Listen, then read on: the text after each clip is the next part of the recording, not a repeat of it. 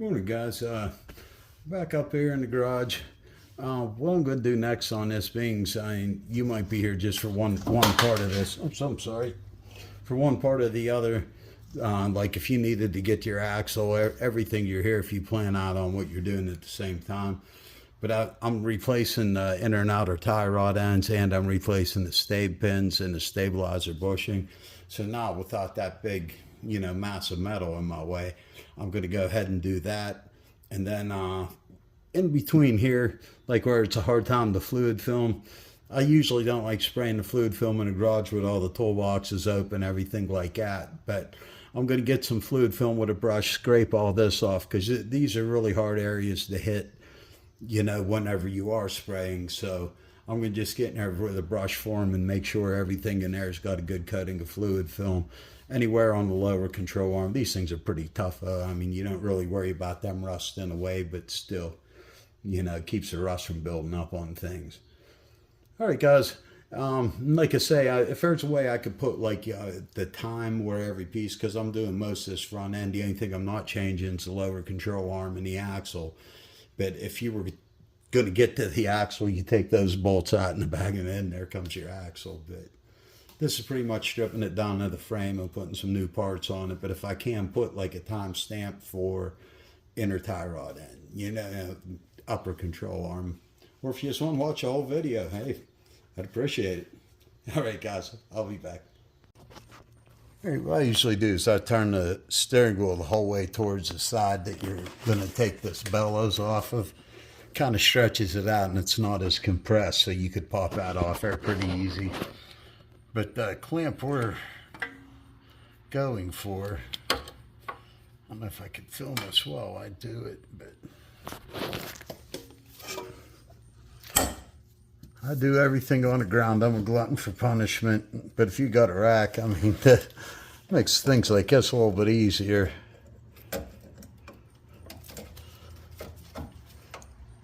What we want to do is just catch this. They put it right up against the frame, and we just want to cut it. I don't know if I got it there, or if it's reason the boot, so we definitely wanted to save that like that. Then we're going to get this out of the way.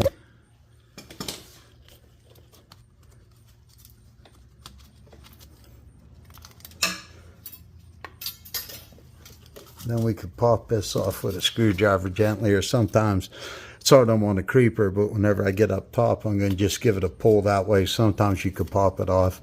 If not, put a pry bar or something, just push it gently off there, and it'll come off good. And then on this end, oh, my hair's getting caught in the creeper again. All right.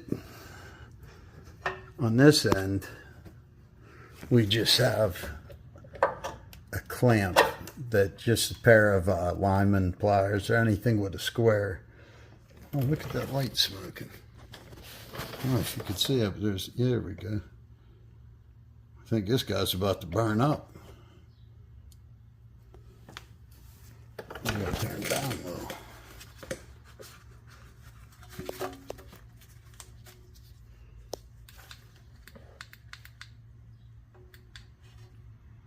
Alright, now we'll try it. So I've just seen smoke coming off of the light like that. But right in here, there's a little clamp that holds the front of this on. And it's actually easier to see from top. So let me get back up there. Alright, get this. Is what you want to do is just catch these little teeth on it. There's little tabs. Squeeze it and get it out of there.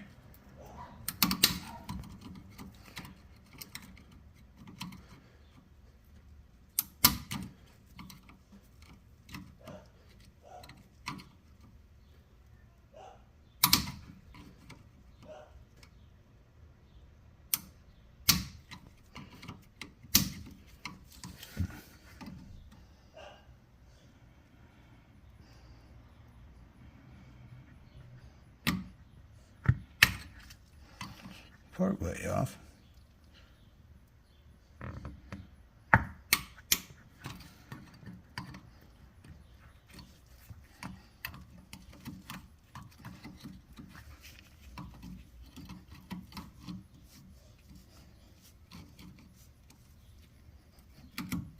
There we go. Now if that's off, that'll let us pull the boot off. I have the back clamp, and usually, I mean, if you have to get a pry bar under the back of the bellows, go ahead. But sometimes just grabbing them and like that. Just make sure when you put it back on, you pop the little kinks out like that. And then there, now we have access. A lot of grease in there. You gotta make sure you ain't leaking fluid. As I see in there, it's a heavier grease. It's not transmission fluid, so, or power steering fluid, so that's a good one to change it on. And right here is the end of your inner tie rod end. And I'll show you how to change them. There's two ways. If you rent from the auto parts store the inner tie rod end remover, I have one of them. The things I'm taking, well, I do have to separate them, so. But it depends if I want to take this off here or on the vise. I think the vise, I'll show you how to take that off with a universal tie rod end remover.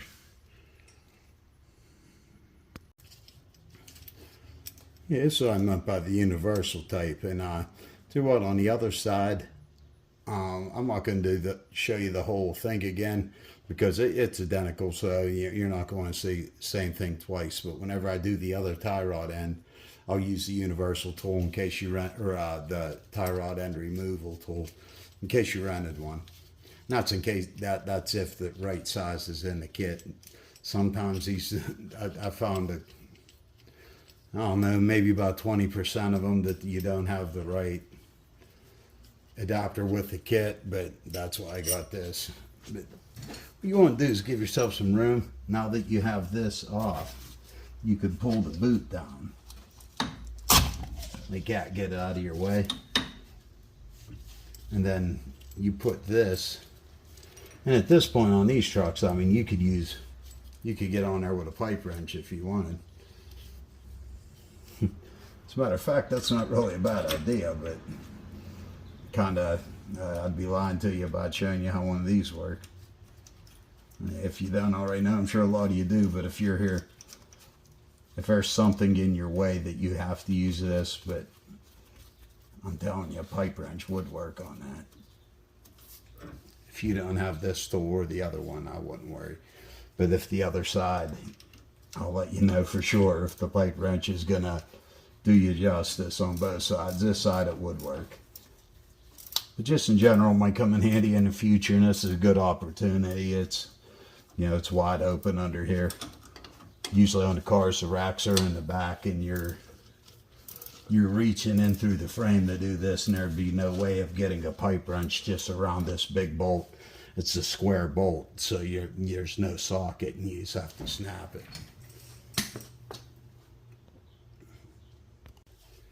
And I got an adapter. This is 3/8 inch drive, and I just put a 1/2 inch breaker bar and an adapter down to an impact. 3/8 inch drive. Usually do have to put a little bit of force into them, or you want to give yourself some room.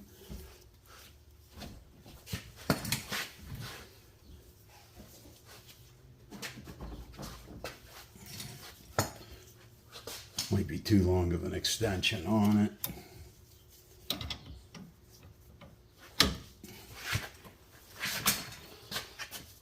You want to get it to a good place where you could kind of hold here too. I know you're probably getting me in here with it, but tight one.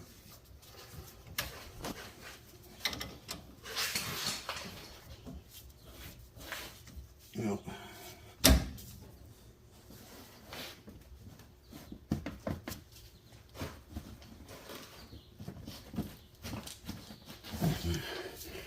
Well, extension might be the problem, taking some torque away.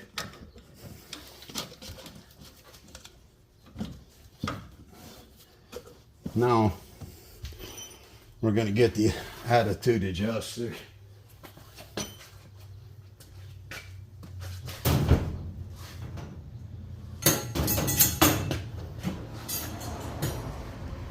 Which would be this here.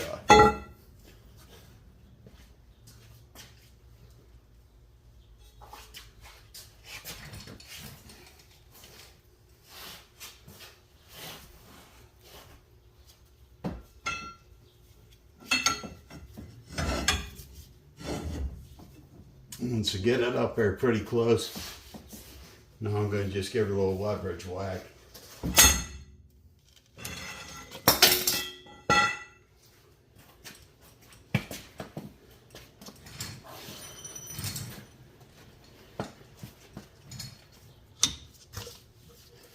Same thing will work. A pipe like that over a pipe wrench, same thing. It'll get it off there. You just want that initial, you know, the snap.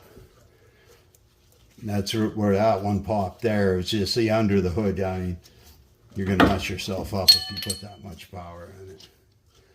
But there we go. That's what it comes out like with this tool.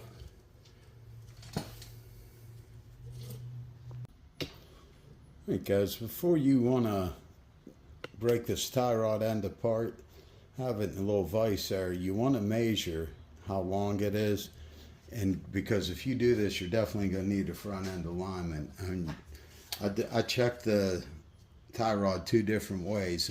I measure it from this end to the middle of the grease fitting. And then I also count the turns as I unthread this. But we have to get this nut off and the end of the tie rod head to get this boot off.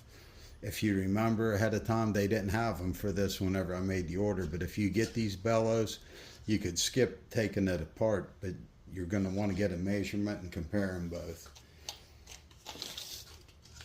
But pull the boot out of your way, and I'm going to go to the edge so the tape measure has somewhere to go. You want to make sure it's straight too, because this does move. You want to get as straight as you can.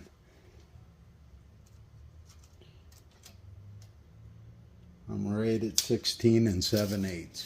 So you want to write that down somewhere. That's going to get you close.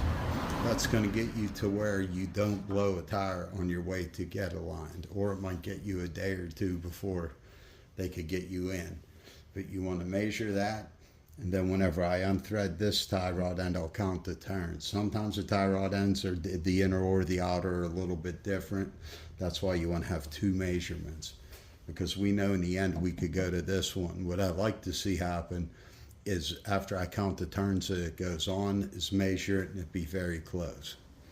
But that measurement from end to end is going to be more accurate than the threads, just in case the tie rod end is different.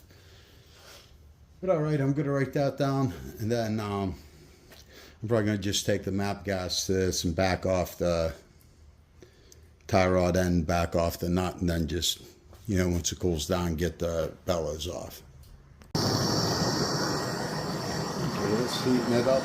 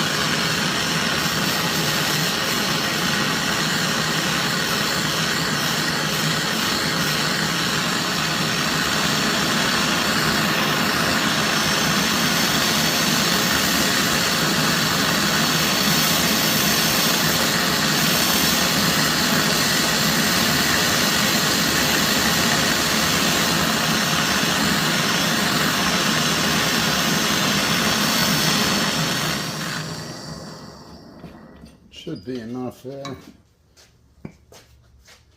A lot of times I just like grabbing a big hammer.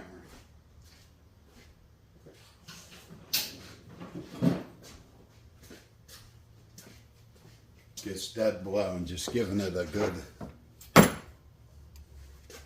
and then it breaks loose. It doesn't take a lot of heat. That's why it's still, you know, that little map gas torch will last me months. It's easily replaceable at, you know, just a regular tank. It's easily replaceable at, you know, Walmart, Home Depot, Lowe's. The acetylene, I got to go to the weld store. So I'd kind of save out for whenever I really need to, you know, get off some manifold studs or something. I need something big, heated, quick. Oh, well, this time I forgot not to count the turns, but luckily the nut doesn't move. So if it's facing me, it's 1, 2, 3, 4, 5, 6, 7, 8, 9, 10, 11, 12, 13, 14, 15, 16, 17, 18, 19, 19 and a half. So I want to write that down with my other measurement. I'll just get a squirt of PB Blast. It's on the inside of the threads. This nut's loose. They're only tight whenever they're jammed up against each other. It's like a jam nut, but it's they sure are hard to break if you don't heat them, and how loose it is after you move one of them. So we're going to do that. Now we're going to want to let this cool. But now you could see the idea that now we could slide this boot right off. But with that nut on there and with the tie rod end on, it was impossible. But if you just hurry up and try to get it through there now, you're going to bend and distort the outside of the bellows. So we're going to just set it aside for the time being. Just like your torch tip, you want to set it somewhere where it's not going to catch anything on fire. Okay guys, my sockets seem to be stuck on there. I'm using just the bending method. That's depending how rusted yours are. If you put a socket on there straight like that, you have to go to where the breaker bar is rigid. And see, now I could deal with that, getting that out in the vise. But now if that's out, you just take a hammer or whatever you got to get it out. And sometimes they get galled up in here in the actual pin. So let's put like a drift pin punch in there.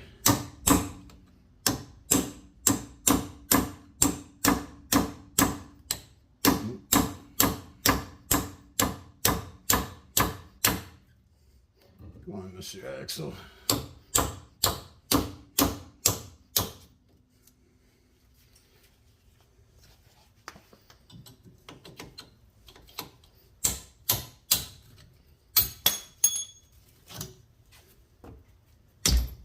There we go. I'm going to clean that up a little bit. And then that's this is still while the tie rod end's cooling down so I could get the bellows out. So I got the stay pin knocked out. Now, putting a new one on, I'm putting a new lower ball joint on this too.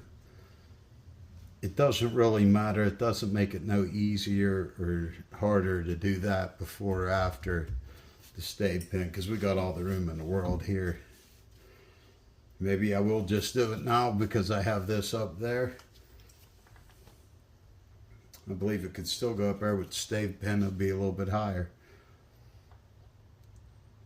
All right, I think I am going to do that, because I'm going to take the ball joint out. Then I'm going to just clean up this lower control arm with a wire brush, maybe wire wheel. So that would be good, just to have a little bit more clearance for in here. I want to clean all that up for them anyways. So, all right, guys. I'll either be back at the tie rod end, and even that, being it's not in right now, yes, this is going to be a very good opportunity to clean this up. But I do have this, the lower control arms floating freely. But what I could do is take out this pin. I'll put a jack stand underneath here. And these ones usually you can just drive out with a hammer. Okay guys, first I'm going to go for, there's the snap ring holding it. I have a couple different pliers here. Sometimes you need a screwdriver too. But you just kind of squeeze and release. Then if you did have a screwdriver, that's a good time to just run it around the bottom like that. Just watch yourself, they fly. Now what I'm going to do next, just with the jack stand, I'm going to take it up a little bit above to where there's some pressure on the jack stand. And I'm not going to put the lock in the jack stand, so we're kind of also checking the Harbor Freight jack stand at the same time. And I already have a socket. I put impact that I have another one. You could tell I beat on this one a couple times before. But until you get there, I'm going to just use this big hammer, Mr. Sluggo. I'm going to hit it and just drive it down. And a little bit of, you know, this is just more for luck. This PB blaster isn't going to do very much, especially on a press fit like that. But now we're going to just hit it like it did you wrong.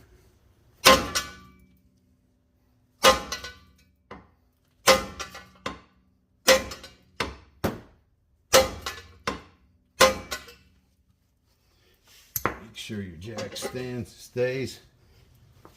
Then now we're down flush. I'm going to put this over the middle. You know, I could tell that's probably an accident. But we're going to hold this over the middle.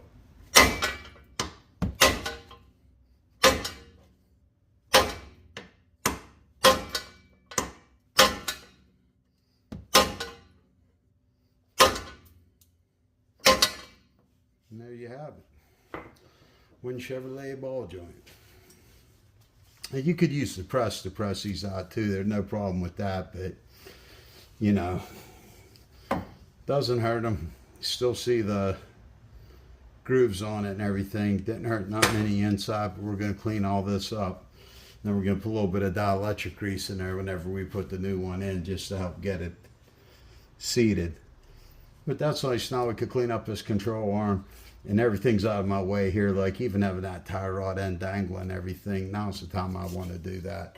This might not be what you're doing, but if you're just there for the ball joint part or any other part, you know, there you have it. Okay guys, next I'm going after the sway bar bushing. It's this right here. There's two 10mm bolts. I know it's a little hard to see from this angle, but I'm going to try to get under it so you can see where the bolts are going. But once again, too, I mean, if you're always going to the parts store, them guys are going to like you a whole lot more if you don't open the bags until you try to make sure it's, you know, do the best you can to make sure it's the right part. Don't just go tearing into the bag. Because a lot of times, they will put them back on the shelf sometimes, but how do you like getting an already open package?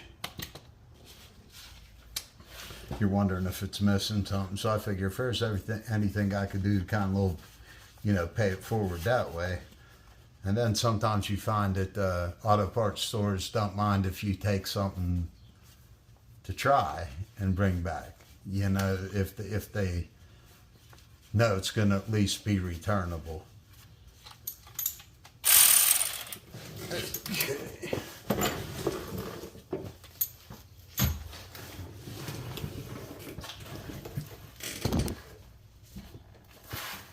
I think I hit you. I hope you guys are still there.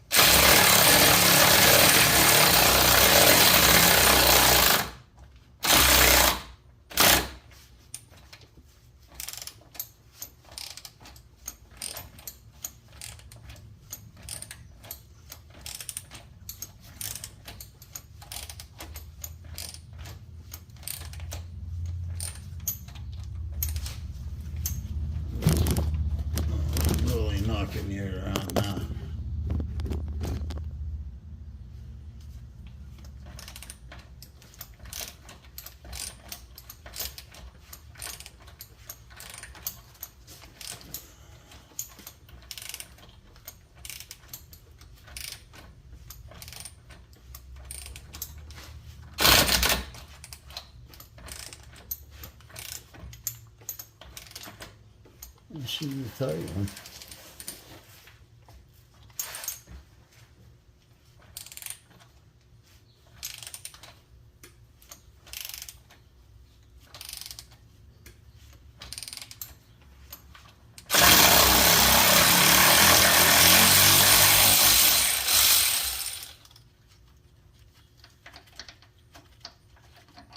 There's one.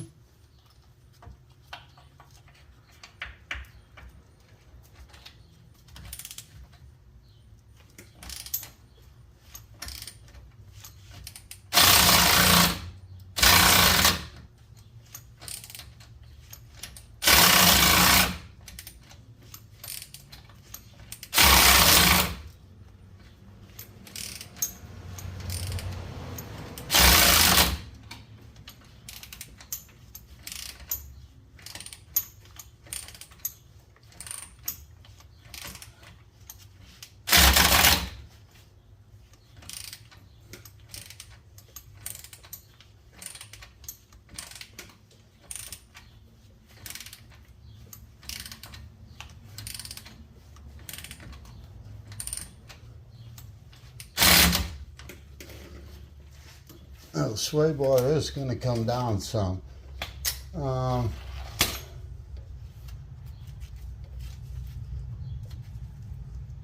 Kingston right here. No, it's not going to go very far. I just want to make sure it doesn't hit the brake line or pull on anything.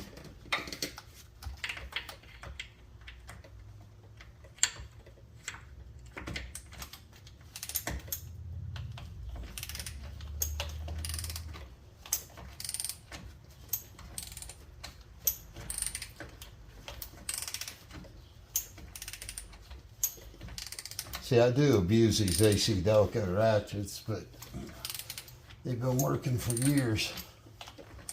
You really shouldn't be doing the, if they don't want to turn it, you know, you could break a bolt, but you don't want to really do this much.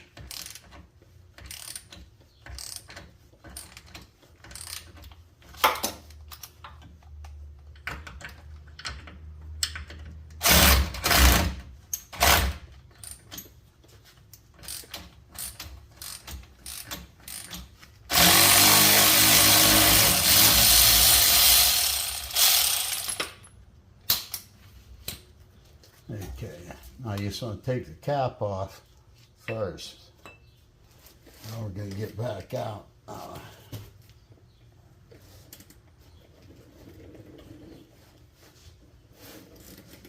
Yes, my hair's caught in the creeper again.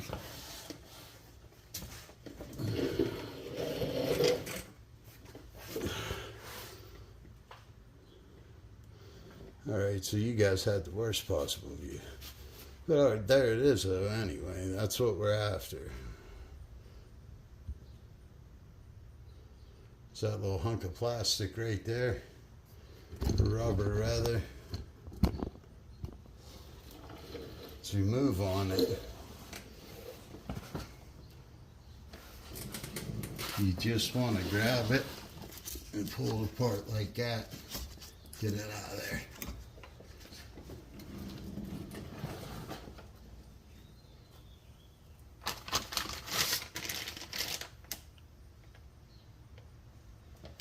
And take a new one.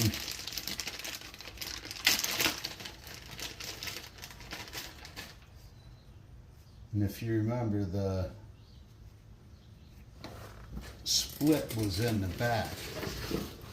So we want to put this one on the same way.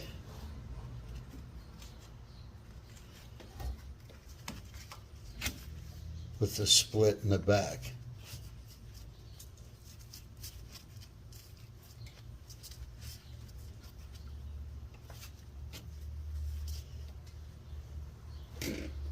So when we put the clamp on, it lines up, and this will push that together. But you got to get one bolt in first to hold the bar up.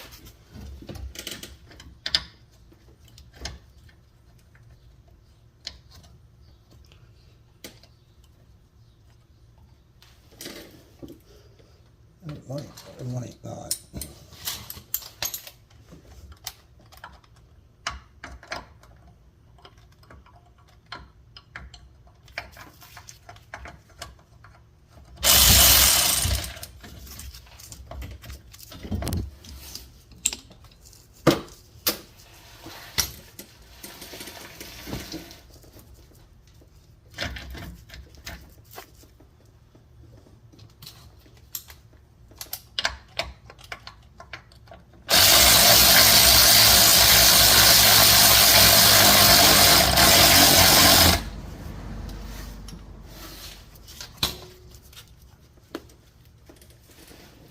It's one end.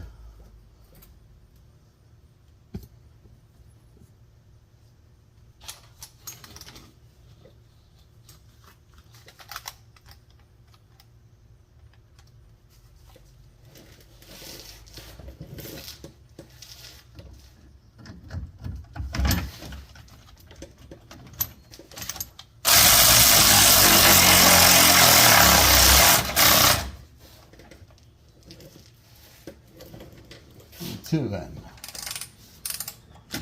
I'll probably get my bigger ratchet instead of using this to tighten everything up, because that's all the power wants to give me.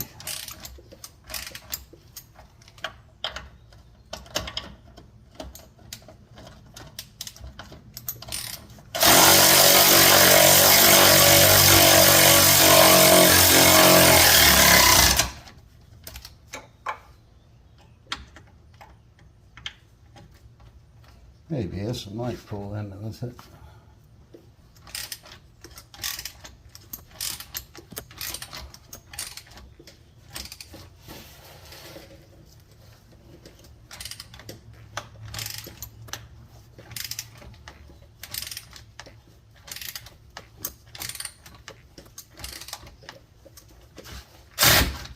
Yep, I'm going to get the longer ratchet, make it a little bit easier on myself.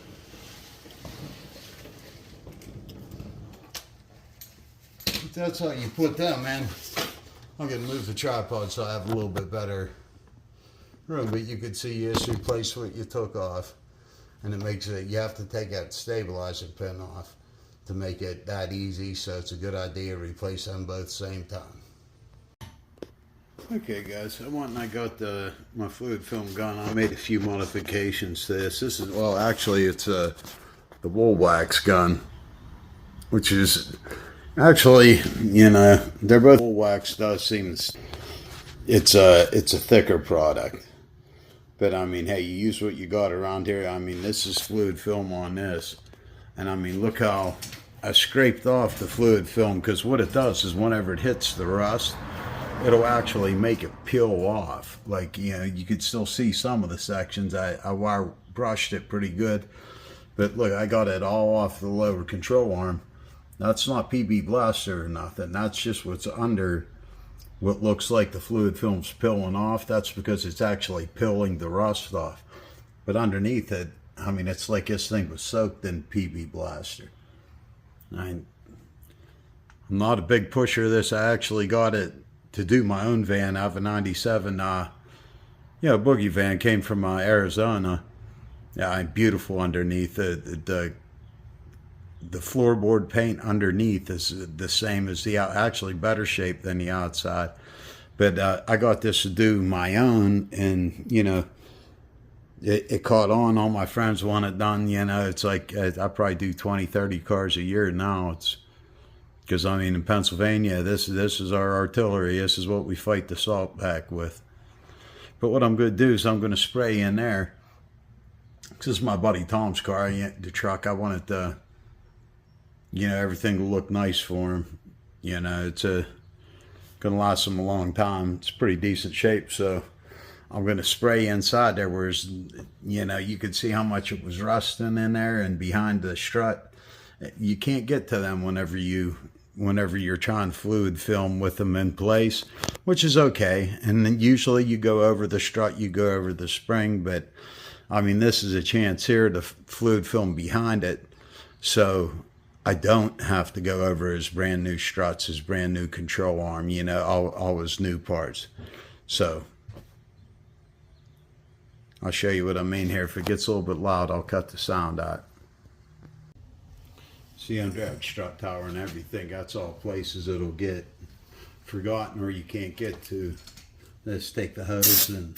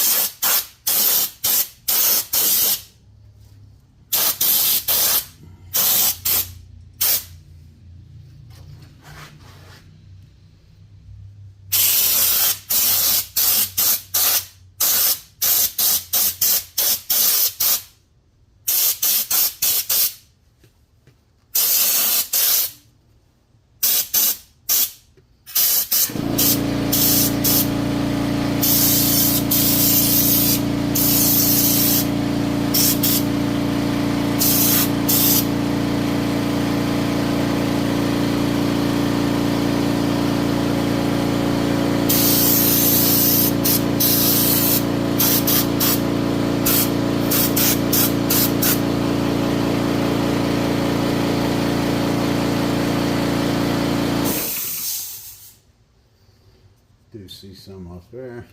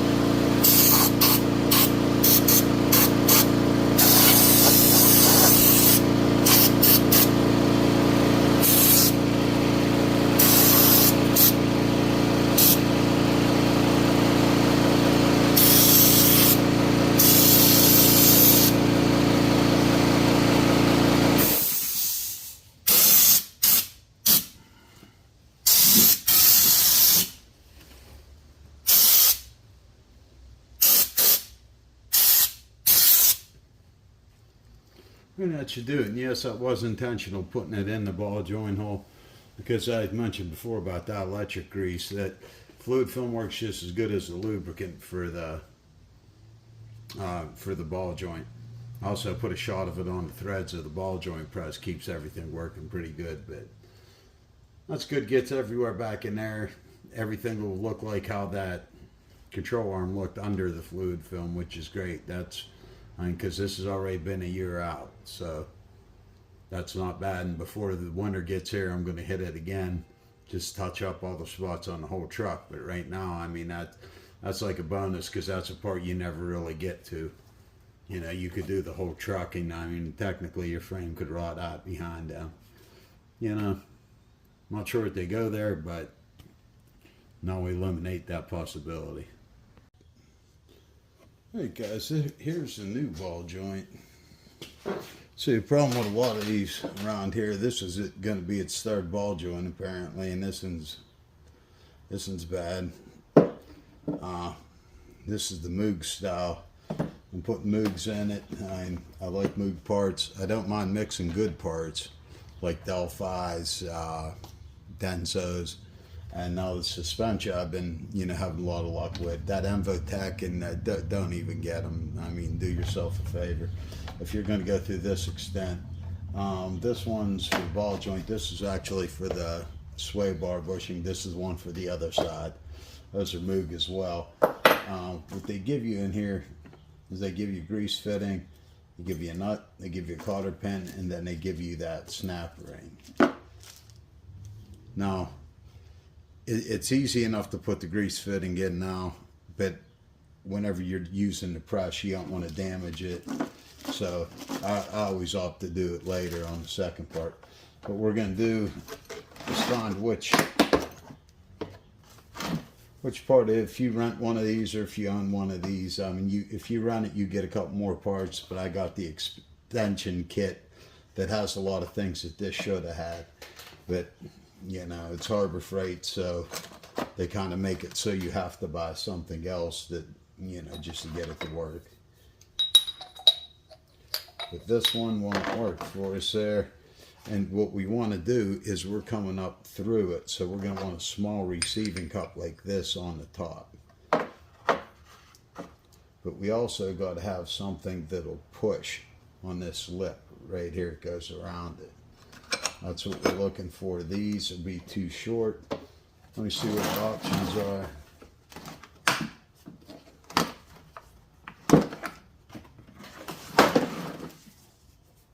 And sometimes you find the right one that's just not going to fit in the vehicle. That's all right. There's always something that'll work. This one's a no. This one's a little bit longer. Will it push? That one will push. But I think we could do a little bit better. It's too big. You know, that one's close. But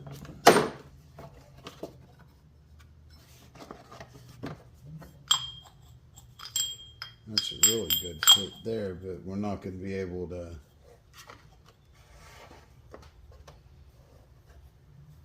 press it. Possibly we could press it with the bottom, and we're going to be pulling it in at the top. So we're going to try this one. There's always something to work. We're going to try this one. We're going to push it from the bottom, like, well, this one has to go on the top, or this one could go on the bottom, but the other one that goes on the top is going to have to sit flush against this. Let me get over the car. It'll be a little bit easier to show you than to try to explain it this way. But this kind of kit you use, and I mean, there's no, I mean, some of these are specialty ones, but you know, there's no right or wrong. You got to find which one's going to work. Okay, guys, what I did is I used, I'm not using the very bottom part. I'm not using this part. There's an adapter that comes with the kit, and then there's a receiver that comes with the kit, and then this is the ball joint sitting on top of it. it's made to use it without this, because if you do use this, there's not enough screw. That they do sell these with a bigger jaw. I might end up getting one of them in the future, because it's always tight, especially on Ford trucks and vans like E350s. But I mean, it's doable. I've done it with this kit. I mean, and this would be the basic kit from Harbor Freight. This isn't the add-on kit. There's everything you need to do this in the basic kit. So now what I'm going to do is just take, cobalt and put it on top. And I'll take a hammer as it goes in, give the actual control arm a couple taps. Help straighten out the ball joint as it goes in. See the bottom moving? That's what we're after. We're trying to drive that thing the whole way in.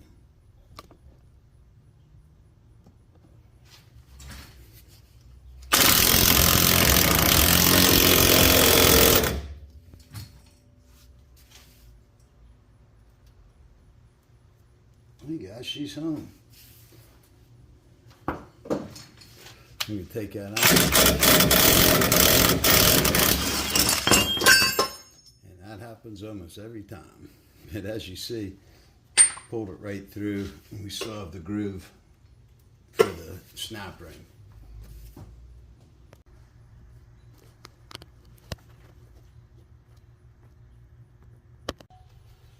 Now just taking the snap ring,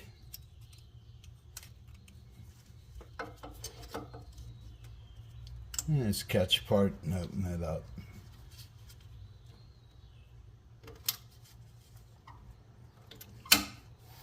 And once you get it in there, you hear that click. Always move it a little, slide the whole thing.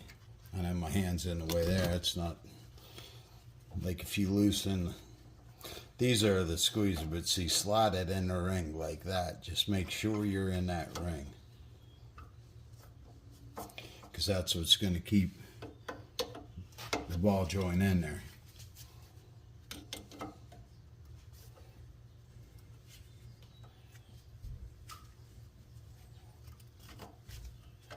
She's in there nice and good.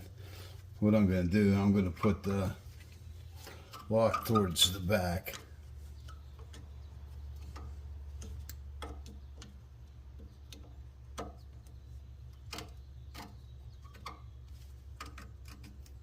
Not that it gets in the way of anything, it's just, yeah, it's not really for looks, it's for, yeah, that's why I found it, that's the way it's going back. Next, I just want to grab, these are pre-greased, but I still like giving them a shot of grease after I get the fit and get them, because we lost a little bit there, not much, but you want to put this in now. And you want to make sure it's facing towards the side, because if you put it in the back, or actually you can put it in the back if you have a flexible hose. But towards the side, you could usually turn the wheel and get a good shot at it somewhere. But this one does have an access for the back. I think we'll leave him going straight back too.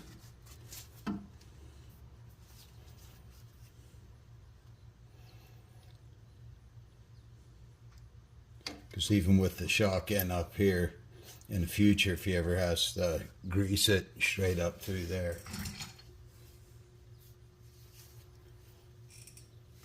Looks like we could give her one more turn. You got to be careful with these. You don't want to go too far with a strip. But you also want to make sure, especially one like this, if it was on the bottom, no big deal. I would have been happy with that. The things, this one's underneath the spindle. It's such a bugger to get to. I don't want to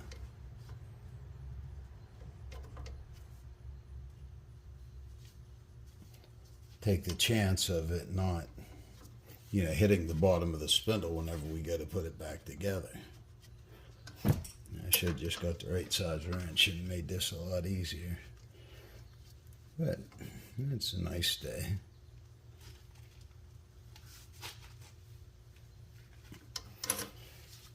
sometimes when you're dealing with steering knuckles, you know, that little bit, if it hits it, I've seen ones in Jeep that come with too long of a fitting, and it hits the axle if you actually use it. I forget what brand that was. It was like a Duralast or something. If it was a Moog, it probably wouldn't have did that. They'd probably give you the right size adapter or the right size grease fitting. But some things like that you remember, because I had to separate it to take the grease fitting back out.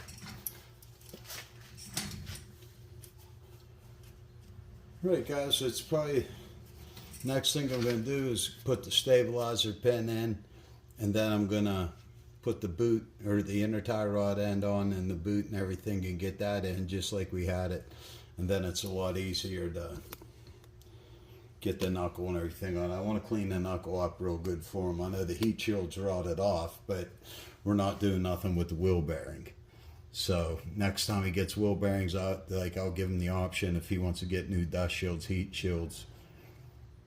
That's the time to do that. I'd really like to put them on, you know, because this is going to look really nice, and then, you know, no heat shields. But we'll see what we could do.